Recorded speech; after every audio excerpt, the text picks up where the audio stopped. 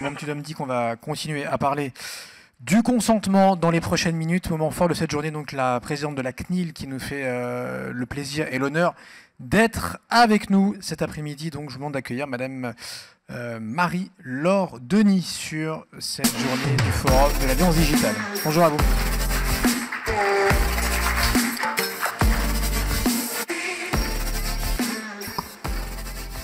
Monsieur le Président, cher Nicolas Rieul, Mesdames et Messieurs, je suis heureuse de participer aujourd'hui à cette première édition du Forum organisé sous l'égide de l'Alliance Digitale. Je profite de cette occasion pour saluer cette initiative de regrouper au sein d'une même association les principaux acteurs du marketing digital en France. Je veux aussi souligner le dialogue constant et constructif que la CNIL a noué et a entretenu d'abord avec l'IAB et continue à entretenir maintenant avec l'Alliance Digitale. C'est en effet précieux pour le régulateur que je représente de pouvoir avoir des échanges de qualité avec un acteur représentatif d'un secteur économique. Lors du dernier AdTech Forum, j'avais pu échanger devant vous avec Henri Pifot, qui est un des vice-présidents de l'autorité de la concurrence, sur les synergies entre le droit de la concurrence et la protection des données personnelles. Et nous avions abordé la collaboration entre nos deux institutions et le rôle du règlement général sur la protection des données comme outil pouvant favoriser la concurrence et l'innovation dans l'économie numérique. Alors, l'année qui vient de s'écouler a montré combien convergeaient les politiques de concurrence et la protection des données personnelles. Je pense notamment, puisque moi aussi je suis un peu une privacy geek, hein, si je reprends des expressions de la table ronde précédente, l'affaire opposant le Bundeskartellamt, c'est-à-dire l'autorité de la concurrence allemande, au groupe Meta devant la Cour de justice de l'Union européenne. Les conclusions de l'avocat général rendues le 20 septembre dernier confirme la répartition des compétences entre les autorités, mais aussi la nécessité d'un dialogue entre les autorités de concurrence et les autorités de protection des données. Ce dialogue institutionnel s'est encore renforcé et la CNIL a ainsi auditionné le président de l'autorité de la concurrence le 2 juin dernier et j'ai été entendue dans les mêmes conditions ce 21 novembre. Je voudrais maintenant développer 3 thématiques qui vous concernent plus spécifiquement. La première, c'est la méthode de régulation de la CNIL. La deuxième, c'est la dimension économique de sa régulation. Et pour terminer avec les sujets européens, dont la question des transferts. Tout d'abord, je souhaite évoquer la méthode de régulation de la CNIL, et en tout cas la méthode qu'elle va mettre en œuvre, et là aussi ça fait un lien avec la table ronde précédente, concernant les applications mobiles. Depuis 2012, la CNIL se dote d'une feuille de route stratégique et opérationnelle, et ce plan stratégique, il fixe les priorités d'action dans un contexte où la donnée personnelle, vous le savez largement aussi bien que moi, irrigue notre quotidien numérique, nos activités économiques, nos vies sociales.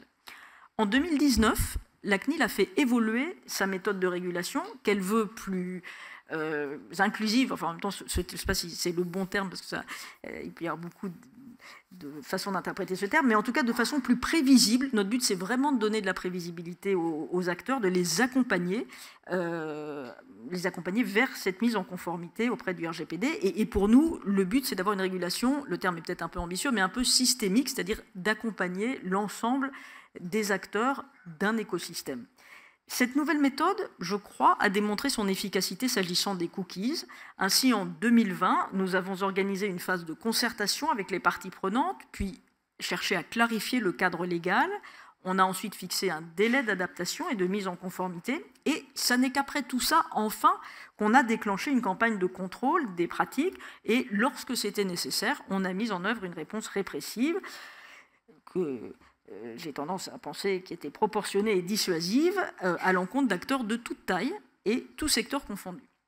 J'ai ainsi adressé près de 89 exactement mises en demeure à l'encontre d'acteurs qui ne permettaient pas à des millions d'internautes de refuser les cookies aussi simplement que de les accepter, et des sanctions ont été prises à l'égard d'acteurs qui ne recueillaient pas un consentement valable.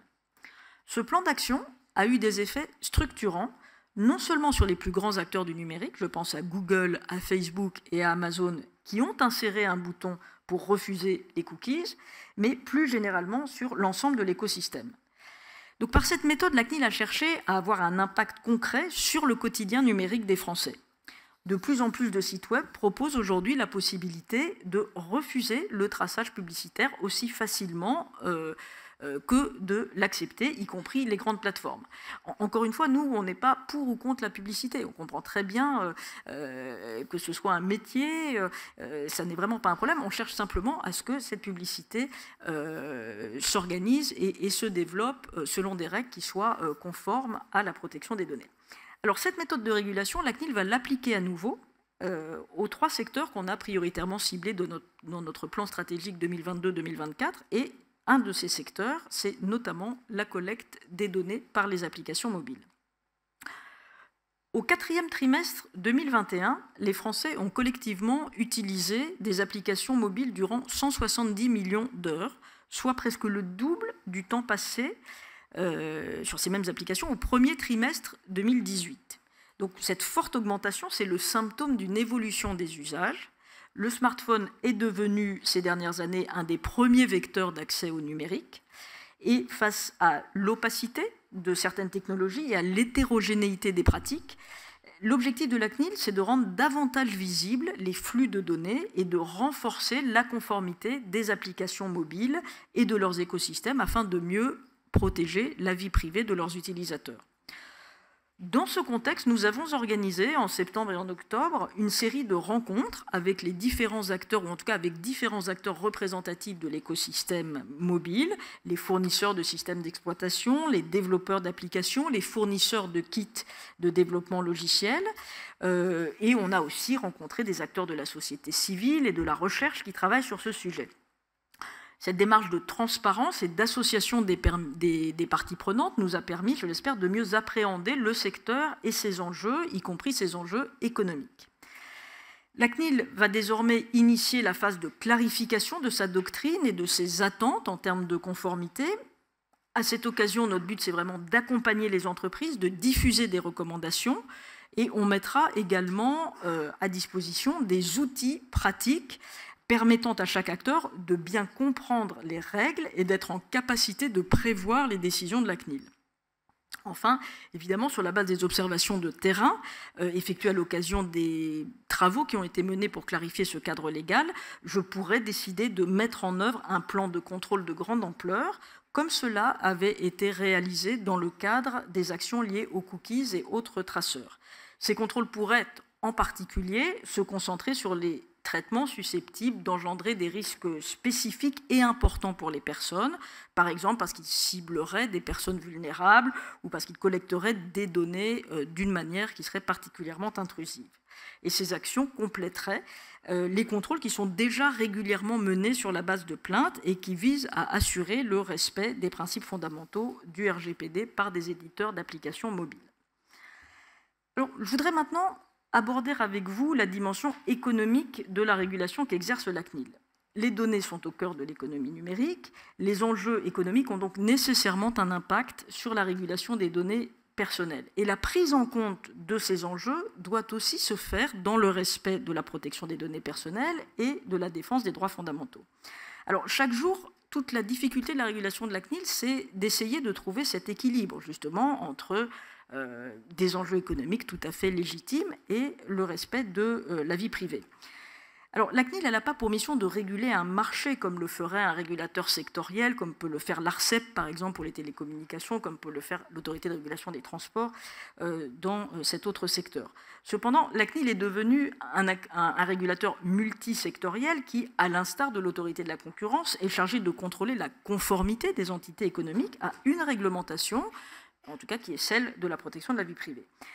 Alors, la CNIL dispose de l'expertise juridique et en tout cas d'une expertise technologique, mais elle doit encore renforcer ses compétences économiques qui vont être étoffées afin qu'elle soit vraiment en mesure d'appréhender les écosystèmes numériques dans leur globalité. C'est une des missions que j'ai assignées à l'institution.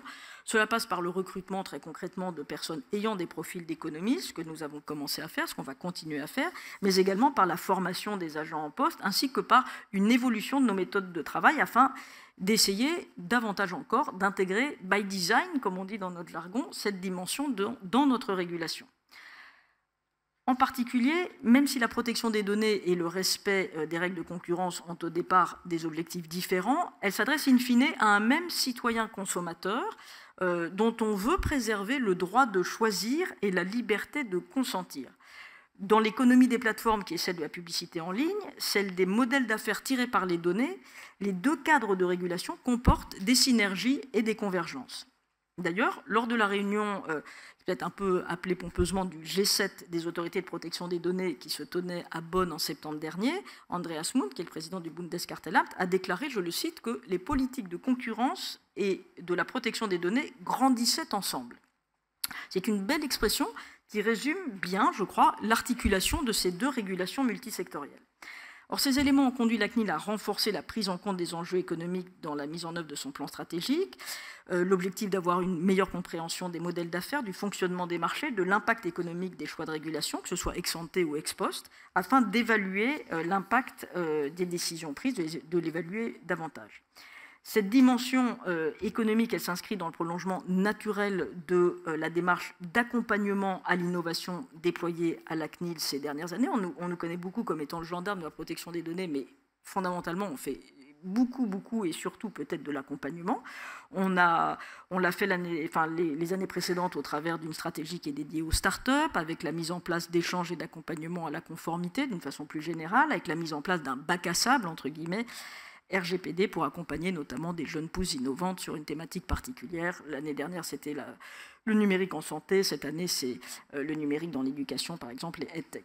Cette position se reflète également dans la promotion du RGPD comme vecteur de confiance dans la société numérique. En effet, le respect de la vie privée qu'il promeut peut contribuer au bon fonctionnement des marchés numériques. Ces derniers ne peuvent prospérer, enfin je le crois en tout cas de façon durable, que dans un cadre respectueux des droits des individus, et l'économie numérique a besoin de s'épanouir dans le cadre d'un environnement de confiance. Cela se traduit aussi par une plus grande écoute des acteurs économiques, par la mise à disposition d'outils de conformité. Et par ces actions, la CNIL cherche autant que possible à réduire le coût de la conformité. J'entendais qu'effectivement c'est complexe et c'est coûteux, et à en accroître en tout cas les bénéfices pour les acteurs, ou en tout cas essayer de faire en sorte qu'ils y voient un intérêt. Cela se concrétise également par les concertations et les consultations que nous organisons en amont de la régulation. On a fait 8 consultations par exemple en 2021, afin de mieux appréhender justement la réalité des activités et d'en tenir compte dans notre processus décisionnel. Je terminerai mon propos sur les sujets européens et internationaux. De nouvelles législations européennes sur le numérique ont été récemment publiées, d'autres le seront dans les prochains mois. Ce sont au moins 6 nouveaux règlements européens qui ont la particularité d'aborder les conditions d'utilisation des données, qu'elles soient à caractère personnel ou non.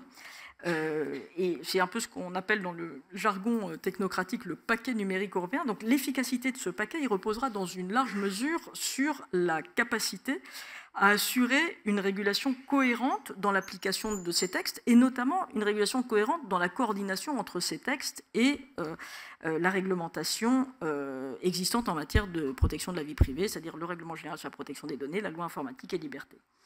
À cet égard, il faut relever que ces textes laissent une certaine latitude aux États, à chacun des États membres, pour choisir les autorités nationales compétentes, parfois même avec la possibilité d'en désigner plusieurs pour un même texte, en favorisant une approche sectorielle.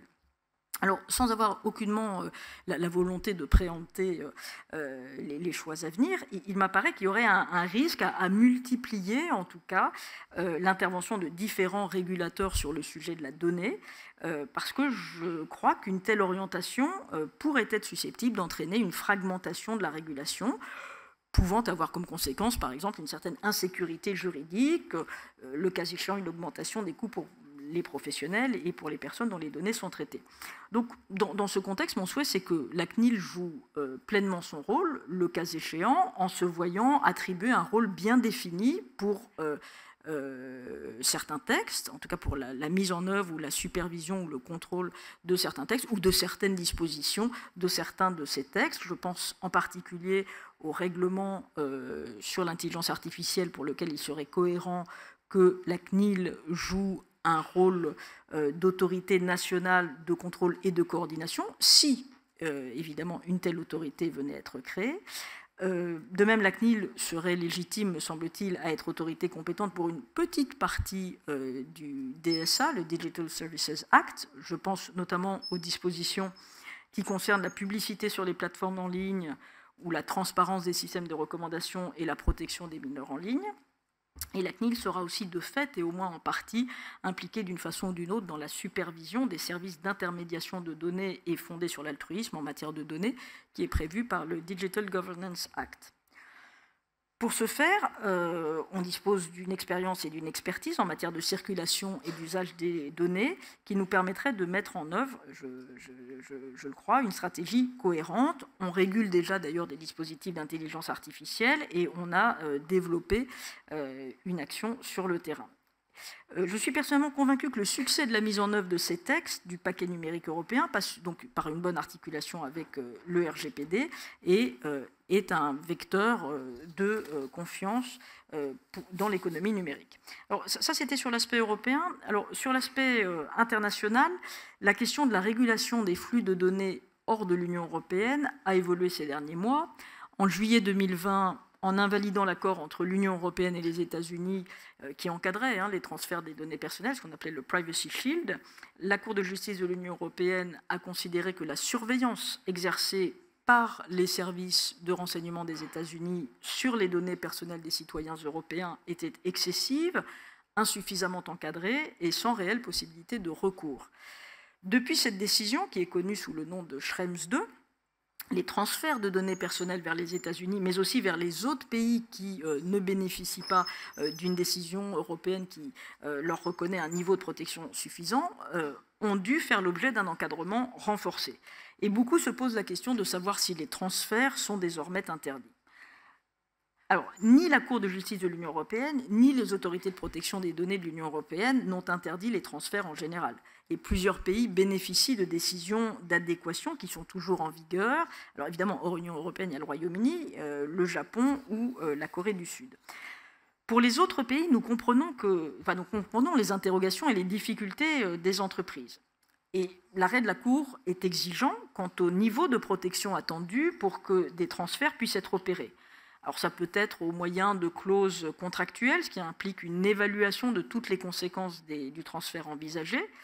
Si cette analyse fait apparaître que les garanties fournies par l'outil ne sont pas efficaces, alors l'opérateur devra mettre en place des mesures supplémentaires, effectives et adaptées. Ce n'est donc que dans l'hypothèse où aucune mesure ne serait disponible ou efficace que les transferts ne pourront se poursuivre. En pratique, dans les dossiers qu'elle a eu à traiter sur cette question, la CNIL a tenu le plus grand compte du contexte du transfert. Je commence à entendre la petite musique qui me dit que je vais être transféré rapidement, à mon sens, ailleurs que derrière ce pupitre. Donc j'accélère un tout petit peu. Donc, à ce stade, je me permets d'insister sur un point, c'est la question de l'encadrement des flux de données hors de l'Union européenne. Qui donc s'est posé avec une acuité particulière. On travaille beaucoup sur ce sujet parce qu'il y a des enjeux aussi, évidemment, de protection de vie privée, des enjeux économiques, des enjeux de souveraineté. Je crois que c'est quand même la réalité, en particulier dans le contexte actuel où les rapports de force internationaux sont en tension. Et puis, les données qui circulent sont celles de nos ressortissants, des ressortissants français, mais c'est aussi votre patrimoine informationnel et être certain que vous pourrez toujours en disposer à tout moment, quel que soit le contexte géopolitique, est peut-être un des éléments à prendre en considération. Et de même que certaines données, parce qu'elles sont stratégiques ou sensibles, justifient qu'elles restent en Europe. Alors, pour revenir très rapidement à la situation spécifique des transferts de données personnelles vers les États-Unis, elle est appelée, comme vous le savez, à évoluer dans les prochains mois. Le président Biden et la présidente von der Leyen ont annoncé en mars dernier un accord de principe sur cette question. Le 7 octobre, le gouvernement des États-Unis, le président Biden a adopté un executive order, un décret présidentiel, qui fixe le nouveau cadre juridique qui est destiné à renforcer les garanties concernant la collecte et l'utilisation des données personnelles par les services de renseignement américains. Donc, il y a des nouveaux instruments juridiques qui vont être examinés par la Commission européenne avec une évaluation des garanties qu'ils contiennent, dans le but d'adopter un nouveau projet d'adéquation qui permette justement cet échange de flux entre l'Union européenne et les États-Unis et de les sécuriser. Alors, la CNIL et ses homologues réunis au sein du Comité européen de la protection des données procéderont à une évaluation indépendante des éléments qui leur sont transmis par la Commission européenne. D'ailleurs, je crois que le CEPD doit être saisi dans le courant du mois de décembre. Et en tout état de cause, le processus, il va prendre plusieurs mois avant d'aboutir à un encadrement effectif suffisant des transferts vers les États-Unis. Alors cette fois-ci, une véritable conclusion. En conclusion, je veux rappeler que nos données personnelles donc, sont de plus en plus au cœur des enjeux de société et de nos démocraties, sans vouloir employer des grands termes, mais je crois que c'est la réalité, que leur protection, c'est quand même une des valeurs fondamentales de l'Union européenne, et l'adoption du RGPD a constitué de ce point de vue une étape majeure pour les défendre.